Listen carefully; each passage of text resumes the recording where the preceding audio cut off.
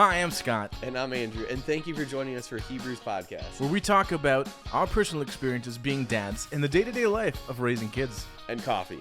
Lots of coffee. Lots of coffee. Lots of coffee.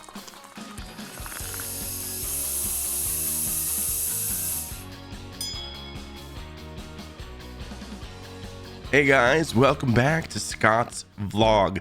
You could probably instantly hear my voice. Yes, we've been on a week.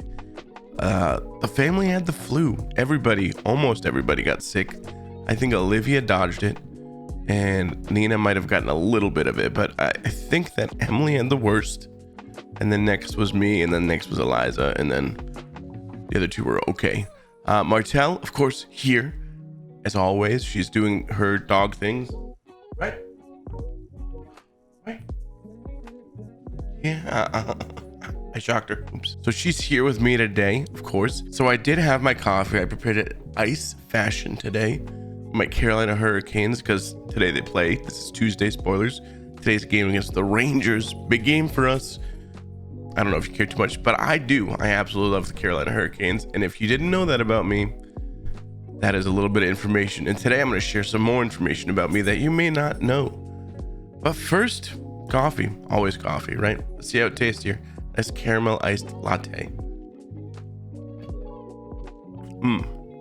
Delicious. Real quick, if you didn't notice, there's a little scar here. I got hit in the face. It's okay. I've got 3 kids. My glasses dug right into my face. Didn't feel nice. Next thing up is our dad joke out of this wonderful book my wife gave me. I hope I don't read the same one because I'm just opening it randomly, random pages here. Did you hear the joke about the equation? It gets a divided response. Okay, that's not a bad one. It's not a great one. Did you hear about the mouse who took a math test? He barely squeaked by. That was a good one. I like that. The mouse took in the mouse that took a math test, and he squeaked by the whiskers of his chin. No, that's not it. I'm adding too much stuff. It's a good joke. Let's leave it there. Today, I wanted to talk to you about tattoos. I don't know if you know me enough to know that I have 3 tattoos. My first one was a very important tattoo, and I thought about it for a long time. It wasn't a like, let's get a tattoo. Let's go sit down and have this guy gun needle me for 4 hours. Maybe the first one took 5 hours. It was a bit of time.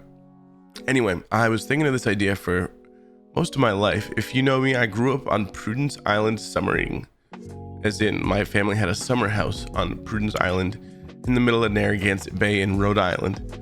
Wonderful island. Lots of good friends, lots of family there. It was always the best time of my life, spending summers there. And of course, this was before we didn't have cable, we didn't have internet. We just had an island where we would walk and hang out with our friends. We would go down to the beach. It'd be wonderful days. And all my vacations were spent there, and it was a great time. And I loved it. And it's a big part of my life. And the state of Rhode Island in itself is a big part of my life. So I decided that my first tattoo would be something to honor that Prudence Island memory, and also a little different style than I enjoyed. So the first tattoo is here on my forearm. I'll show you a better close-up. It is, as you can see here, it's gonna be B-roll. Scott, do it right, please. As you can see here, it is the Prudence Island Lighthouse, but in a circle. And the Great Wave of Kanagawa is here above it. And this little thing here is an inner tube that my grandmother used to always love to sit in a pink tube in the water and watch us as we swam or as we played on the beach. She would just keep an eye on us. So it's a memorial for my grandmother who passed away a long time ago. I can't even remember. It's been so long. I feel bad.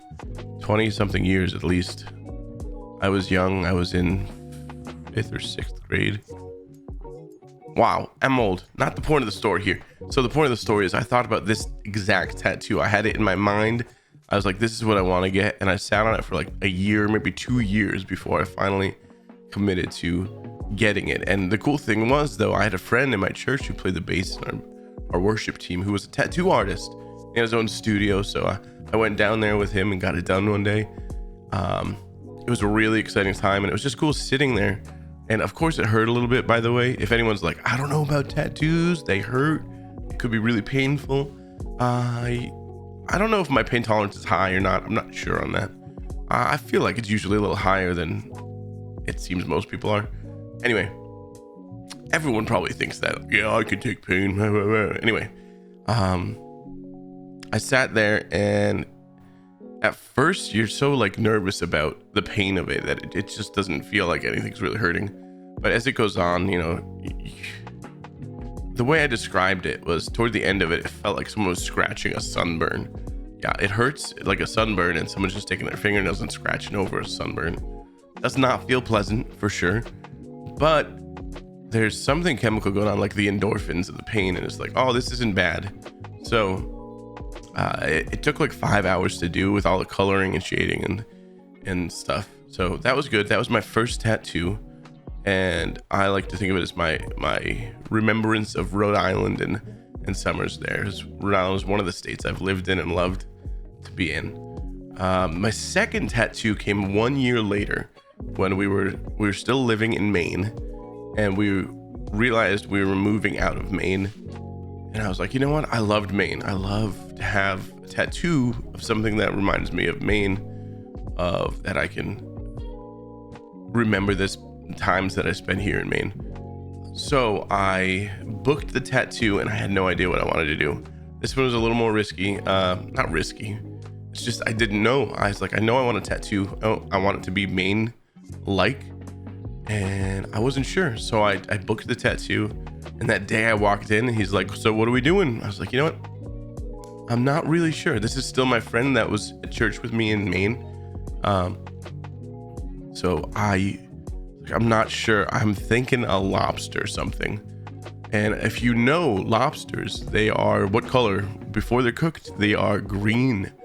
But once you cook them, they turn red.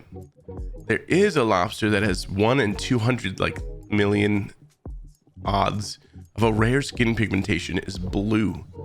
And it was really cool because I learned this lesson from Nina's white coat ceremony, when the speaker got up and talked about how it was cheesy. Of course, they're like, you guys are 1 in 200 million. You're like these blue lobsters. You graduated med school. You're becoming doctors. And he had like pictures, and they got little blue lobster tokens or something.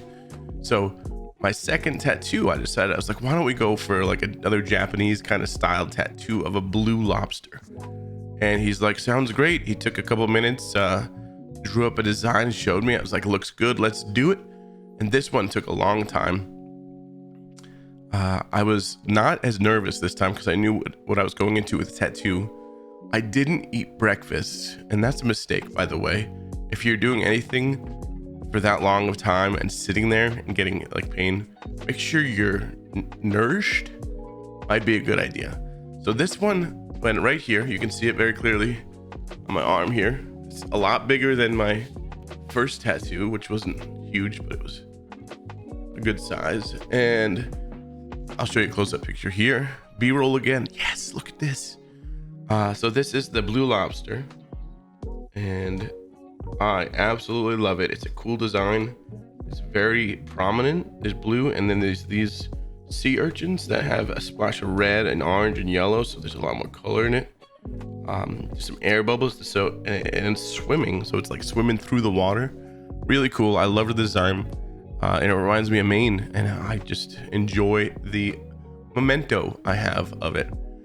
So long story short of the actual tattooing process, I didn't eat breakfast, and I ended up getting really not dizzy, but I almost passed out. It was close. It was touch and go there. So we're like, all right, let's stop for a little bit. He's my friend, so we ordered some food. We got some lunch. Everything was good. We kept going, and I was right as rain, and it came out great, and I love it. My third tattoo is, so I say it's my Wisconsin tattoo, but it started off as a memorial for remembering the times getting through COVID. If you know about me, which you should because you're watching my vlog, hi. I love video games. I like to play with my friends, and Andrew, the other guy here on this channel, you know him as Pastor Andrew. We play video games a lot together. And he brought over a bunch of his friends from growing up in Michigan into my life. So we have this group that we play. Every time we're playing video games, we play a whole bunch of games together. And we just hang out and talk about games and, talk about life and play games. There's this video game that came out called Bugsnax. And it's a game about bugs, but if they were food. Like they look like food things, like I don't know, a carrot if it was an ant or a centipede or something. It's a silly cartoon bugs combination. And the advertisement for it showed a cheeseburger with curly fry legs and little horns of fries and on it, and it was called Bunger, and it made silly sounds. Bunger? Bunger?